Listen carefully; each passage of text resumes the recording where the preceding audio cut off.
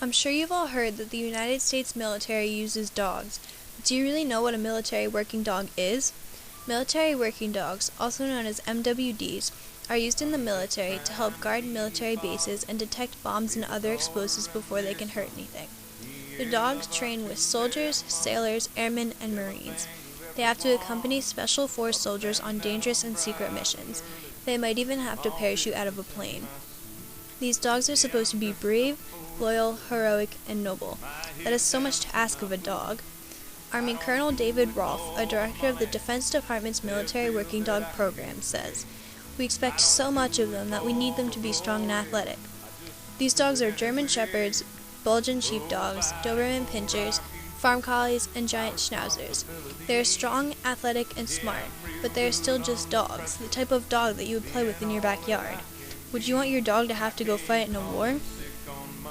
These dogs are selected and purchased for MWD duty when they are just 1 or 2 years old.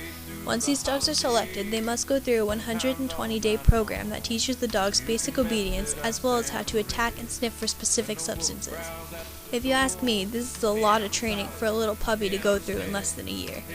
But they are just following directions. They don't know what they are doing or where they are going after this.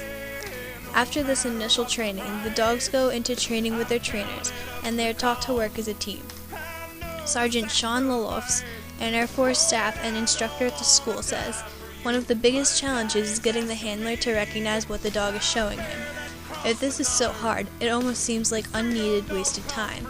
Wouldn't it be easier to use something that is easier for the soldier to learn?"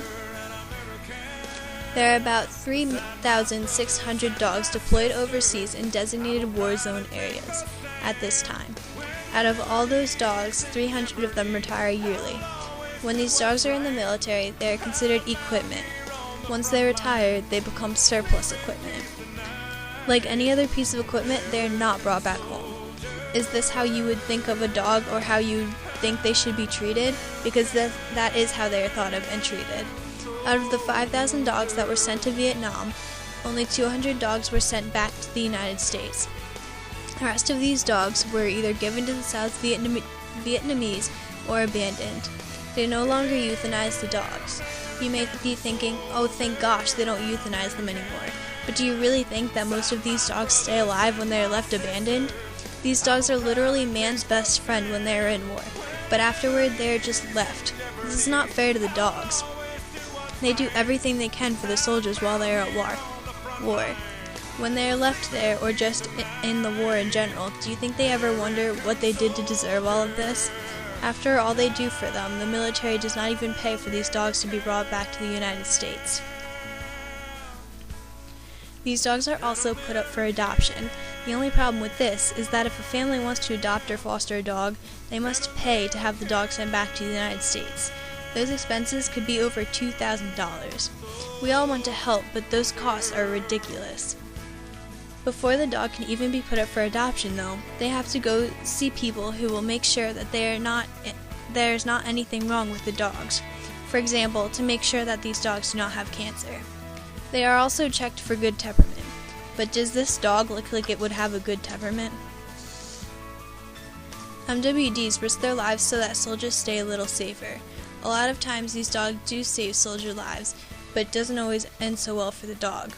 There's a dog named Lakia who was just trying to protect the soldiers that were behind her. A man shot the dog in the abdomen multiple times and in the front leg. She still managed to attack the man who shot her and bring him down. She later needed to get her limb removed. There's also a dog named Rocky who is disabled.